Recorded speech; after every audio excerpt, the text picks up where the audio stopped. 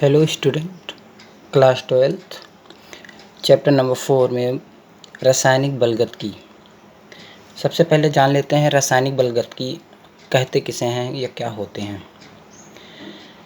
अभिक्रिया के वेग या दर, अभिक्रिया के वेग को प्रभावित करने वाले कारक तथा अभिकारक एवं उत्पाद की सांद्रता में होने वाले परिवर्तन का अध्ययन रासायनिक बलगतिकी कहलाती है। ध्यान से सुन लेना और रासायनिक बलगतिकी हेडिंग डाल के इसकी परिभाषा को लिख लेना, बहुत ही इम्पोर्टेंट है समझने के लिए। फिर से सुन लें। अभिक्रिया के वेग या दर, अभिक्रिया के वेग को प्रभावित करने वाले कारक तथा अभिकारक एवं उत्पाद की सांद्रता में होने वाले परिवर्तन का अध्ययन रासायनिक बलगतिकी कहलाती है। अब देखते हैं परिभाषा में आया है अभिक्रिया के वेग या दर। तो अभी समझने की बात यह है कि अभिक्रिया का वेग होता क्या है। तो पहले साधारण भाषा में समझते हैं। जब कहते हैं कि ये गाड़ी इतने वेग से जा रही है तो उसमें होता क्या है, वो प्रति समय कुछ समय अंतराल में वो कितनी दूरी तय करती है, उसका जो अनुपात होता है, उसकी दूरी और उसके बीच लगने वाले समय का अनुपात, वो कहलाता है वेग। तो यहाँ पे रासायनिक अभिक्रिया में अगर हम वेग की बात करते हैं तो यहाँ पे पदार्थ या अभिकारक तो दौड़ेगा नहीं, तो यहाँ पे अभिकारक की जो सांद्रता होती है जो कि उत्पाद में परिवर्तित हो रही है, तो हम ये कह सकते हैं कि अभिकारक की सांद्रता में होने वाले परिवर्तन अथवा उत्पाद की सांद्रता में होने वाले परिवर्तन की दर को रासायनिक अभिक्रिया का वेग कहते हैं। बात करते हैं अभिक्रिया की दर की। तो अभिक्रिया की दर प्रति सेकंड प्रति इकाई समय में होने वाले सांद्रता परिवर्तन को अब रासायनिक अभिक्रिया की दर कहते हैं। अभिक्रिया के वेग से एक बात ये समझ में आती है, कुछ गाड़ियाँ तेज़ चलती हैं, कुछ गाड़ियाँ धीरे धीरे चलती हैं, कुछ गाड़ियाँ बहुत ही स्लो चलती हैं। तो इस प्रकार से रासायनिक अभिक्रिया का जो वेग है वो भी 3 भागों में डिवाइड किया गया है। अब वो भाग कैसे, एक होता है तीव्र रिएक्शन, तीव्र अभिक्रिया। जो अभिक्रियाएं तीव्रता के साथ घटित हो जाती हैं, क्षणिक यानी कि बहुत ही कम समय में इंस्टेंटेनियसली घटित होती हैं, जैसे कि 10⁻³ सेकेंड -3 सेकेंड में घटित होने वाली अभिक्रियाएं, ऐसी अभिक्रियाओं को कहते हैं फास्ट रिएक्शन यानी कि तीव्र घटित होने वाली अभिक्रियाएं। जैसे आयनिक अभिक्रियाएं होती हैं, उदासीनीकरण होता है या अवक्षेपण होता है। इस प्रकार की अभिक्रियाएं क्या कहलाती हैं, तीव्र अभिक्रिया कहलाती हैं। कुछ अभिक्रियाएं कुछ मंद गति से होती हैं।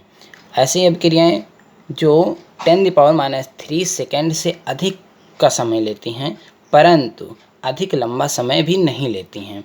तो ऐसी अभिक्रियाएं जैसे आणविक अभिक्रिया यानी कि अणुओं के टूटने की अभिक्रिया, जैसे हाइड्रोजन पेरोक्साइड को अगर परिवर्तित किया जाए, हीट दिया जाता है तो वो जल और ऑक्सीजन में परिवर्तित होती हैं। तो ये जो अभिक्रियाएं होती हैं ये उतनी तेज़ी के साथ घटित नहीं होती हैं, कुछ आराम से घटित होती हैं यानी कुछ समय लेती हैं। तो ऐसी अभिक्रियाओं को मंद गति अभिक्रिया कहते हैं। और तीसरी होती है बहुत मंद यानी कि अत्यधिक मंद रिएक्शन, वेरी स्लो रिएक्शन। ऐसी अभिक्रियाएं जिन्हें पूर्ण होने में अधिक समय लगता है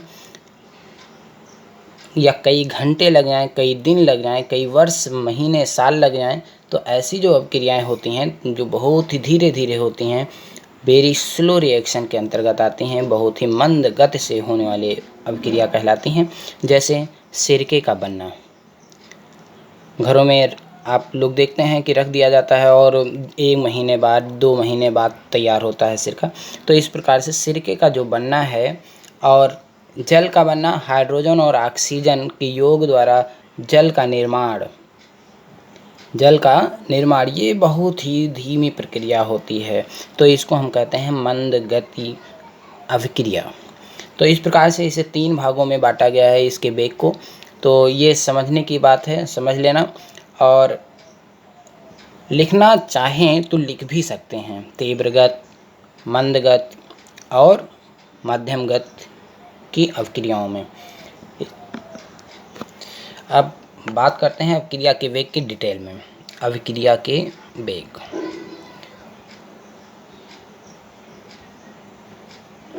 का वेग, इस पर डिटेल में चर्चा करते हैं।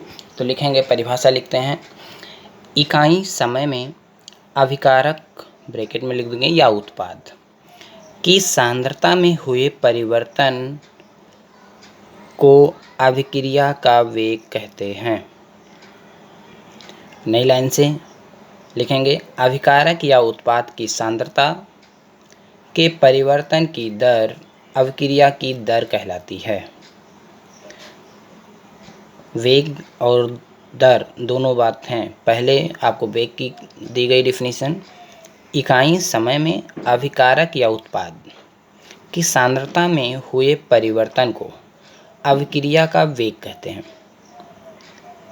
दर की बात करते हैं तो अभिकारक या उत्पाद की सांद्रता के परिवर्तन की दर अभिक्रिया की दर कहलाती है।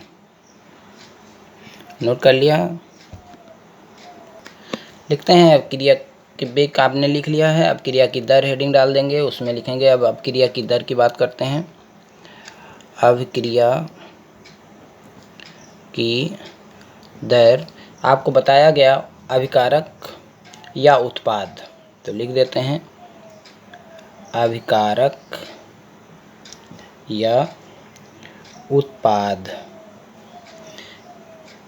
की सांद्रता में होने वाले परिवर्तन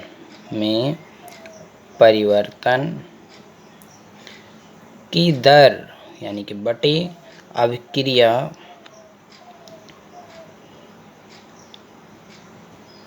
द्वारा लिया गया समय अभिक्रिया की दर कहलाती है। समझते हैं, जैसे माना कि कोई रिएक्टेंट है R, अभिकारक R है, और ये परिवर्तित होता है प्रोडक्ट P में। तो मान लेते हैं T1 समय में ये R1 रहा होगा, अभिकारक की सांद्रता R1 थी और उत्पाद की सांद्रता P1। अभिक्रिया T1 समय पर अभिकारक R1 और प्रोडक्ट जो बना आपका उत्पाद वो P1 है। T2 समय बाद ये आपका अभिकारक R2 हो जाता है और उत्पाद P2 हो जाता है। परिवर्तन हो रहा है R1 से R2 में और P1 से P2 में। ये हो गए आपके अभिकारक में परिवर्तन और ये हो गए आपके उत्पाद में परिवर्तन।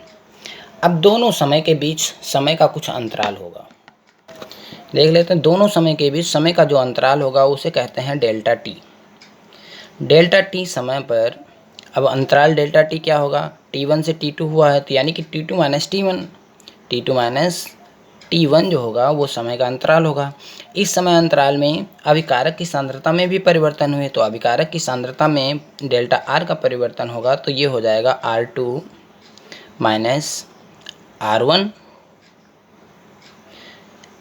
अब देख लेते हैं यहाँ पे अभिकारक की सांद्रता में जो परिवर्तन होती है वो कमी हो रही है, क्योंकि पहले जो अभिकारक था वो अभिक्रिया के फलस्वरूप कम होता है क्योंकि वो उत्पाद में परिवर्तित होता है। तो इसलिए R1 का मान ज़्यादा था, R2 का मान कम है। जो भी मिलेगा आपको जो दर रेट मिलेगा वो आपको माइनस में मिल जाएगा। यहाँ पे डेल्टा R अपान डेल्टा टी माइनस, क्योंकि यहाँ पे सांद्रता में कमी हो रही है। अभी बात कर लेते हैं हम प्रोडक्ट में। तो प्रोडक्ट में भी यहाँ पे P1 था तो कम था, लेकिन P2 जब हुआ और अधिक अभिक्रिया हुई तो P2 का मान बढ़ गया, यानी कि अब उत्पाद बढ़ रहे हैं। तो उत्पाद जब बढ़ रहे हैं तो डेल्टा P, उत्पाद में जो परिवर्तन होगा वो तो डेल्टा P होगा। डेल्टा P बराबर क्या होगा, P2 माइनस P1। अब इसकी रेट की बात अगर करते हैं, दर की बात करते हैं, तो ये डेल्टा P अपान डेल्टा T होगा, लेकिन ये प्लस में आएगा क्योंकि यहाँ पे उत्पाद में वृद्धि हो रही है। नए रिएक्शन से समझ लेते हैं। मान लेते हैं A प्लस B दो अभिकारक हैं और उत्पाद बनाते हैं C और D, दो उत्पाद बनाते हैं। तो यहाँ पे अगर हम दर की बात करते हैं, अब देख लेते हैं दो अभिकारक हैं तो दोनों में किसी की सांद्रता में कोई भी परिवर्तन हो सकता है। जरूरी नहीं इसकी सांद्रता और इसकी सांद्रता बराबर परिवर्तित हो सकता है इसकी सांद्रता ज़्यादा परिवर्तित हो, इसकी कम परिवर्तित हो सकता है इसकी ज़्यादा सांद्रता मिल जाए, इसकी कम मिले। तो यहाँ पे दर की अगर हम बात करते हैं तो यहाँ पे अगर पहले इस रेट से हम दर की बात करते हैं अभिकारक की, तो अभिकारक की सांद्रता में कमी होगी, तो यानी कि डेल्टा जो A होगा वो अपान डेल्टा T होगा, लेकिन अभिकारक की सांद्रता में कमी हो रही है इसलिए माइनस में। इसी प्रकार से अगर हम B अभिकारक की बात करें तो इसकी भी सांद्रता में कमी ही होगी, तो ये भी हो जाएगा माइनस में डेल्टा B अपान डेल्टा T, क्योंकि डेल्टा T ही समय में हो रहा है। अब ये C और D के लिए तो आप जान ही सकते हैं प्लस में आएगा डेल्टा C अपान डेल्टा T। इसके D के लिए अगर बात करते हैं इसमें भी वृद्धि होगी, तो डेल्टा D अपान डेल्टा T ये भी प्लस में होगा क्योंकि उत्पाद में वृद्धि हो रही होती है और अपकारक में कमी। यहाँ तक आपको समझ में आ गया। ये हो गई अब क्रिया की दर। बात कर लेते हैं अब क्रिया की वेग की इकाई भी होती होगी, जो दर हो रही है उसका इकाई भी होती होगी। तो यानी कि इकाई का मतलब units of rate of A reaction. यहाँ पे देख लेते हैं unit of rate of A reaction, यानी कि किसी अभिक्रिया की दर का जो मात्रक होगा, इकाई जो होती है। यहाँ पे देखते हैं, यहाँ पे सांद्रता में होने वाला परिवर्तन है और यहाँ पे समय में परिवर्तन। तो सांद्रता में अगर परिवर्तन होता है तो हम क्या कहते हैं, सांद्रता परिवर्तन का मात्रक क्या होता है, मोल पर लीटर। क्या होता है, मोल प्रति लीटर। लिख देते हैं मोल लीटर पर लीटर। मोल बाई लीटर लिखें या मोल पर लीटर लिखते हैं तो माइनस पर के लिए लग गया। इसको इस प्रकार भी लिख सकते हैं मोल पर लीटर, तो इसको हम चेंज करके इस भी प्रकार से लिख सकते हैं। तो ये हो गया आपका सांद्रता में परिवर्तन। लेकिन समय में भी परिवर्तन हो रहा है डेल्टा T समय में। तो मान लेते हैं इतना परिवर्तन हुआ S सेकेंड में, तो S सेकेंड है। जब इस S को ऊपर ले जाएंगे, इस सेकेंड को ऊपर ले जाएंगे समय को, तो क्या लिखेंगे, मोल पर लीटर और प्रति सेकेंड। ये इसकी यूनिट होगी, इकाई होगी। यानी कि हम अपक्रिया की दर की अगर बात करते हैं तो उसको किस में नापेंगे, मोल प्रति लीटर प्रति सेकेंड या प्रति समय। समय भी कह सकते हैं, यहाँ पे समय कहेंगे, सेकंड नहीं, क्योंकि हो सकता है कि अगर एक दिन में परिवर्तित हो रहा है तो दिन के हिसाब से पर डे हो जाएगा, पर ईयर हो सकता है, तो यहाँ पे हम समय कहेंगे, मोल प्रति लीटर प्रति समय। तो ये हो जाता है आपका इकाई। लेकिन कभी कभी देख लेते हैं, जैसे ये अभिकारक जो हुआ, मान लेते हैं द्रव या द्रव्य ना होकर गैसीय अवस्था में हो, द्रव अवस्था या ठोस अवस्था में ना होके गैसीय अवस्था में। तो गैसीय अवस्था में होता क्या है, हम सांद्रता जो लिया जाती है, सांद्रता को जो व्यक्त करते हैं वो एटमॉस्फेयर के हिसाब से व्यक्त कराते हैं। गैसीय अभिक्रियाओं में गैसों की सांद्रता जो होती है वो आंशिक दाब द्वारा व्यक्त की जाती है। अब दाब के लिए एटमॉस्फेयर यूज किया जाता है, तो यहाँ पे इसमें जो परिवर्तन होगा, आंशिक दाब में जो परिवर्तन होगा वो किस में परिवर्तन होगा, एटमॉस्फेयर, वायुमंडल में, यानी कि एटमॉस्फेयर में परिवर्तन होगा। और कितना परिवर्तन हो रहा है, वो समय परिवर्तन हो रहा है। तो इस प्रकार से गैसीय अवस्था के लिए, गैसीय अभिकारक के लिए, रिएक्टेंट के लिए जो इकाई होगी वो एटमॉस्फेयर पर समय प्रति समय, ये हो जाता है गैसीय अभिकारक के लिए आपकी यूनिट। समझ लेना, लिख लेना, और उसके बाद नेक्स्ट वीडियो में आपको पढ़ाया जाएगा अभिक्रिया के वेग दर को प्रभावित करने वाले कारक